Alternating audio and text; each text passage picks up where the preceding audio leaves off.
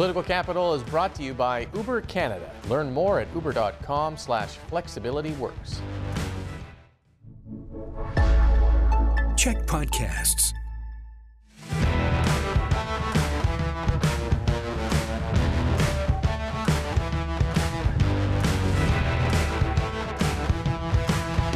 Hey everyone, and welcome to Political Capital, your source for all the latest in BC politics. I'm your host, Rob Shaw, coming to you as always from the CHEK News World Headquarters here in Victoria. More candidate controversies, a sudden tiff between the BC government and Ottawa over funding fairness, and a bunch of other things percolating this week. To break it all down, as always, we're bringing in the pod squad, Jeff Ferrier, Allie Blades, Jillian Oliver. Thank you for being here for yet another week where we go through what starts to be another candidate controversy. It seems this one had a couple implosions within the BC Conservatives. This time it's BC United.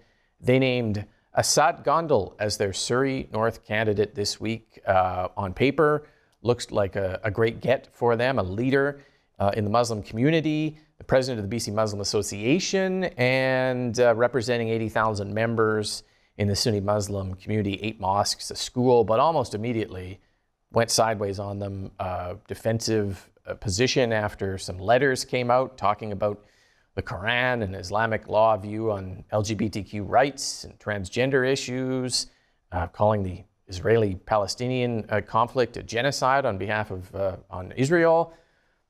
Massive divisions, defense by the leader. Eventually, Gondal is fired. Lots to unpack there, Allie. Let's start with you. This saga that occurred during the week, what jumped out at you in terms of what happened, how it was handled, and what it means?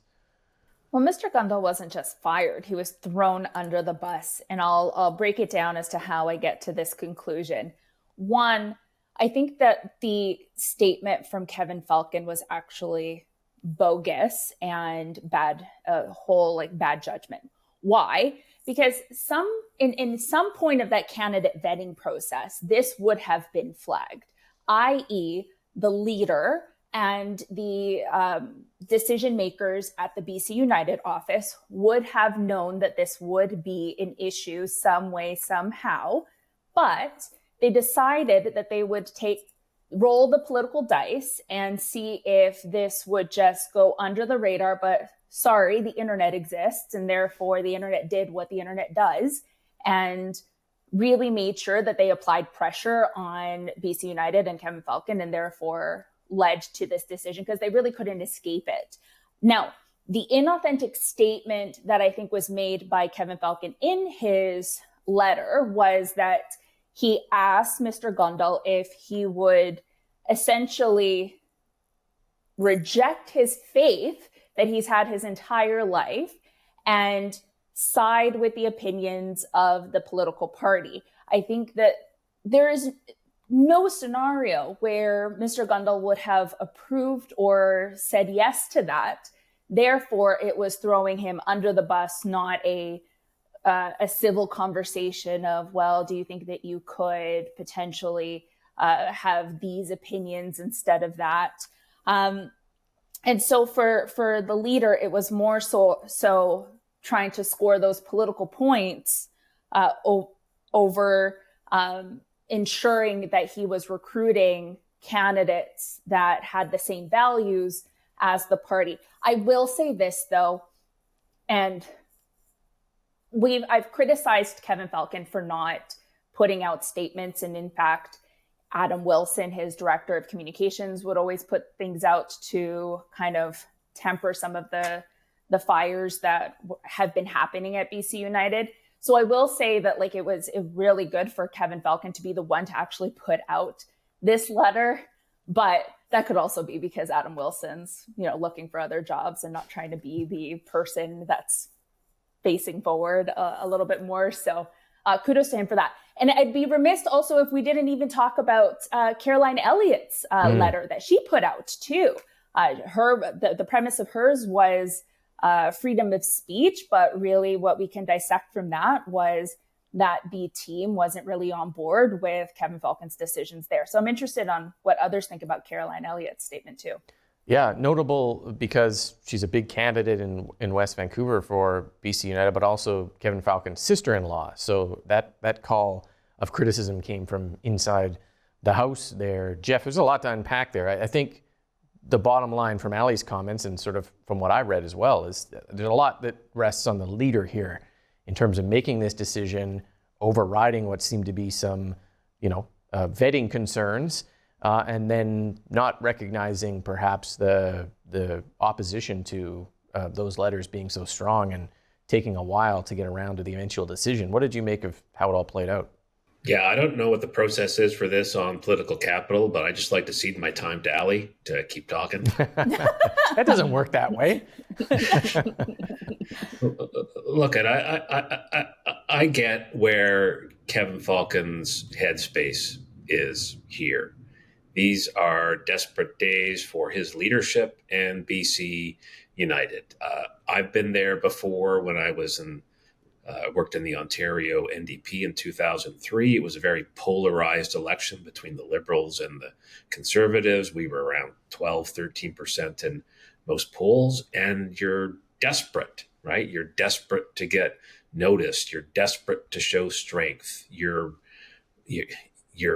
filled with angst because you feel your ability to influence the issues that you care about, and also your job, and the sense of responsibility that you have from people that you feel you represent. It's all weighing on you. We did some silly things to attract attention. By now, I hope that the word hydrozilla is common parlance in BC politics, but if it's not, it was a person we dressed up in a lizard's outfit, wrapped in electrical cords, and had eat wallets and show up at Conservative press conferences. It was a bit of a desperate and silly thing to do. We got noticed, but the consequence of that is that we were treated as an unserious option for government. Falcon is making mistakes now, big mistakes, because he's in that desperation mode. His mistakes are far more consequential in their impact on people than dressing people in mascots outfits and having them crash press conferences. It's putting LGBTQ people's safety at risk when you endorse the kind of views that are being endorsed. You're undercutting your legitimacy as a leader when you bring on someone who has the opposite view on something as emotional as the Middle East. And there's some things that the gentleman said about women's role in society. And so, I think I'd like to think there's a sensible spot for Kevin Falcon, that we benefit from having a sensible opposition, but he's got to stop chasing the tail of conservative extreme views on all sorts of issues where John Rustad says something, then all of a sudden Falcon's on board. He needs to stick to his lane and provide sensible opposition. Otherwise, he's going to continue to compromise his principles and lose.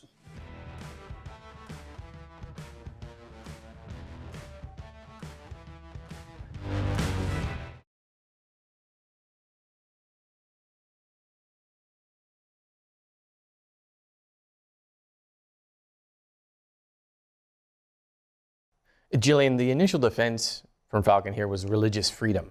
And, he tried to advance this argument that Mr. Gondal is talking about the Quran and Islamic law, and that's where the views of same-sex rights being a perversion and immoral and, that kind of thing come from, and that it's defensible on religious grounds as long as he is able to support the party position, which is the opposite of that. I'm not sure that argument reminded me of kind of the old BC Liberal argument. And I don't know what you made of it in the current sort of context of how politics is working these days, and whether the big tent argument of, religious beliefs and one view and party position and another view actually still kind of works. No pressure, Jillian. This is a totally not a loaded question. Go for it. I think you're right. I think there's been a shift. I think you even see that federally with the Prime Minister. Justin Trudeau is Catholic. When he was first elected Prime Minister, he said, because of my faith, I'm privately pro-life, but, publicly pro-choice in terms of my governance. voters seem to accept that. But then partway through his term, he actually changed that and said, no, I'm all in on being pro-choice because that's the right thing to do. And I think we've seen a shift in the way that people want to see a clear statement of values from their leaders, so that they know where they stand and they know that they can trust them to be making these decisions when there's hard decisions to be made. And that in particular right now, when we're seeing sort of a resurgence of attack on LGBTQ2 rights, on reproductive rights, that you want to have leaders in place that are going to be, not just kind of okay with those things, that they're really going to fight for them and defend them. And I think that is sort of where Falcon dropped the ball. He didn't sort of read the room in terms of where people are at personally, because he wasn't putting himself in the shoes of people whose rights are under attack. And I think if he had been, he would have made the right call. But I think, like Jeff said, he's in a desperate spot. They're bleeding candidates, losing MLAs to the Conservatives, having others quit because they, are scared of losing. So I think he was scrambling. He wanted to unveil a star candidate that was going to kind of change the channel, and he just made a really bad call. Jillian, to build off that, to stay with you, why are we seeing LGBTQ, rights, human rights, an issue in this election? We haven't talked about that or abortion rights since the 80s in BC politics under the social credit government, and Bill Vander Zalm. And suddenly now it seems like many of the candidate controversies we have had so far in this election have been comments made about those issues that have ended up causing the candidates to be fired. What is going on in your mind on that? And are we going to spend our entire election, dealing with ridiculous comments about those rights that then cause candidates to continue to get ejected from the political sphere? Or what do you think? Yeah, I mean, I think it's disheartening to see resurgence of these kinds of attacks on hard-won rights starting to bubble up into the mainstream. I think there's a couple of things driving it. I think the big rightward shift in the States and the sort of rise in rhetoric and the empowerment of the far right that we see down there, a fringe group that had kind of been pushed out of the mainstream, who didn't have a voice, but who was given one by, sort of the fringes of the right taking over the mainstream Republican Party down there. And obviously a lot of our culture and comes from the US because of how they drive the media. And, it's a trend that we're seeing across all kinds of Western democracies. There's polling out in the past week from Ipsos across 26 countries where we're seeing actually a decline in support for LGBTQ issues. We're seeing in the UK, the fledgling Conservative Party is trying to sort of, raise these issues to get support because they're personal issues for people. There can be hot button issues for people. And I think, they want to try to raise temperatures because as a distraction from their record and from the sort of other negative aspects of that aren't as favorable with the public. And the fact that they don't have plans for the real things that are kind of getting under people's skin, like the affordability crisis and the climate crisis and the things that are really making people scared. And yeah, I mean, it's unfortunate. For a long time, we've had all party consensus in the past couple of elections where we had, BC Liberals, the NDP and Greens that were all very supportive of policies like CHEK, all very vocally, pro-choice, but it's going to be a different election. And I think, it's something that both the parties and us in the media need to tread very carefully because it's people's safety and human rights on the line. Mm-hmm. Allie, what do you think? I think Jillian's got a great point, especially in the United States, and some of these issues are being relitigated in the court system, state by state in the Supreme Court down there, but also that kind of movement. Are we going to see this as a theme in the BC election somehow? And what do you think? I think so. I think it initially started as a political tactic for the campaign that let's just see if it works. And now it's kind of stuck for many reasons, most likely because the floor crossing with Eleanor Sturko brought up a huge values conversation within her support for her community, within the LGBTQ plus community, but also because John Rustad kind of opened the door for this alongside Bruce Banman when they brought up the SOGI issues. So initially, yes, I think that this was a way for the parties to really create a clear divide as a wedge issue of pinning people in political corners. We typically see this when there's a little bit of desperation on the point of, well, the conversation on policy issues aren't really sticking, so it's more dramatic for us to be talking about these social issues. We've seen this kind of played out on the federal side of things, where the Liberals try to open the conversation again on abortion. This was realistically only because they wanted to paint the CPC as these evil political parties, right? And so we're kind of seeing that play out here on the provincial stage. But this, I want to bring this to the conversation of how does this impact us on the provincial campaign. When John Rustad opened the door for this was still when the party was young and it was just him, and then he invited Bruce, and the membership was still young, and therefore they didn't really have the resources to really think about the communications on how this was going to play out. Now we have an attack from the BC United saying that this is potentially an example of the mainstream versus extreme. And so what John Rustad and the Conservatives have to do is really identify what part of these social issues, when they talk about revamping SOGI, I've heard a lot on the eroding parental rights. Now, is that the only part of the SOGI conversation that they're trying to fix, or is it a larger part of this policy? And therefore, what I'm trying to say here is that it is time for John Rustad to really be clear. And this is really hard for them because I think that there's still a huge differing of opinions on this, but they need to figure this out, and they need to figure this out fast. And it cannot happen at the 11th hour close to the election. It has to happen now. What part of this do they really want to fix? What part of this are they really trying to focus? Because if it's the eroding of the parental issues, this is what I also heard Eleanor Sturko talk about in the last couple of weeks, as she's talked about how she also wants to fix the SOGI stuff. Now, to my point, they need to figure this out. They need to put it out, because then they're going to be defined on assumptions of what they believe rather what they might actually believe. Yeah. So the extreme versus mainstream that BC United is trying to point them as. And the difference being, are you raising these issues for a reason because you want to change something, or are you just justifying something like essentially homophobia afterwards, right? And what is the purpose of inserting it into the conversation for what outcome, I guess? Jeff, what do you think? I don't know what there is for the Conservatives to figure out here. I think it's pretty simple and straightforward for any decent thinking person that you don't single out people and put their human rights and their safety at risk to advance your political interests.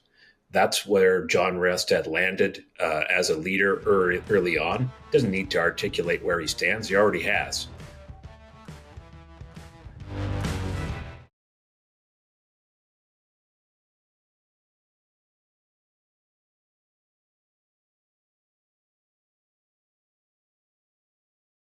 He's already,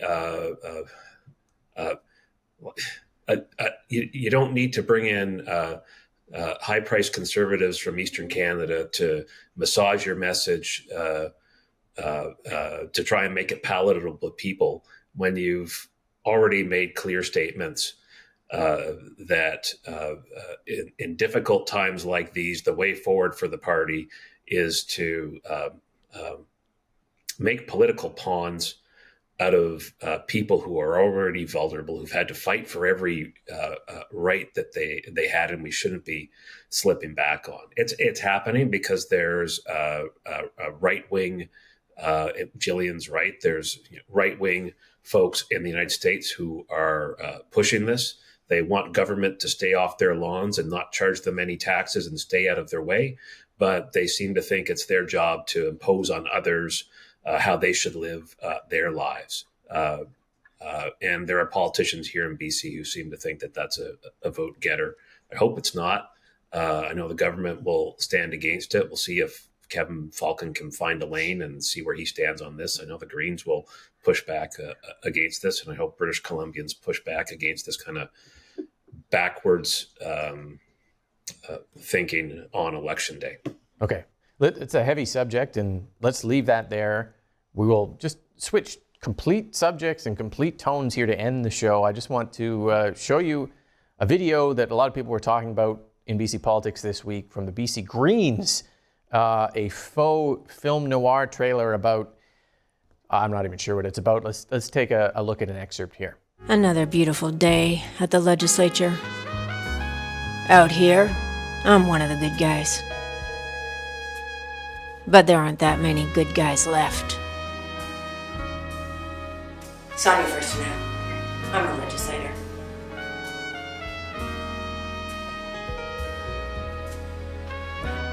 I was told you were the one to call, Sonia. It's bad. No other politician will touch it. So, what was that, Jeff? You are a resident expert in obscure film and TV references. What is this thing here, and what are the Greens doing? I haven't seen acting that bad since Kyle MacLachlan in the original Dune. He who controls the spice controls the universe. That's the kind of vibes I was getting from this. But in addition to it being bad, I think the worst part is that it actually achieves nothing. So, but good on them for trying. Good, they're in a spot where they're trying to get some attention paid to them, position their leader and the party as, you may not vote us into government, but we're an important voice to have in the legislature, and do something cheeky and fun to try and make it happen. And we'll see if it works. Yeah, it's a bit of a risk-reward thing this day and age. Who knows what goes viral? Who knows what lands, how things land? Yeah. Jillian, the issue, I think, is oil and gas advertising and LNG, which the Greens want banned. I guess, most parties are talking about other things, and the Greens are talking about this. Does this help them cut through, or I don't know?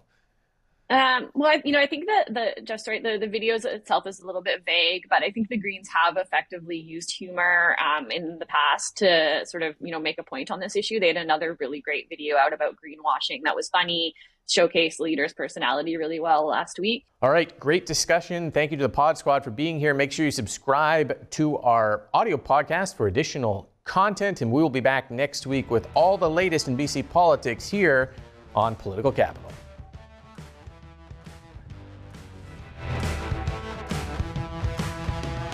Political Capital is brought to you by Uber Canada. Learn more at uber.com/flexibilityworks.